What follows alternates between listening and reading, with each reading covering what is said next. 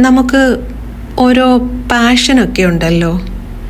എന്തെങ്കിലും കൈത്തൊഴിൽ പോലെയോ അങ്ങനെയൊക്കെ നമ്മൾ പഠിച്ചു വയ്ക്കുന്നത് സ്കൂൾ വെക്കേഷൻ സമയത്തോ അല്ലെങ്കിൽ ഫ്രീ ആയിട്ടിരുന്ന സമയത്തൊക്കെ ഇഷ്ടം തോന്നി നമ്മൾ ചെയ്തുകൊണ്ടിരുന്ന കാര്യങ്ങൾ.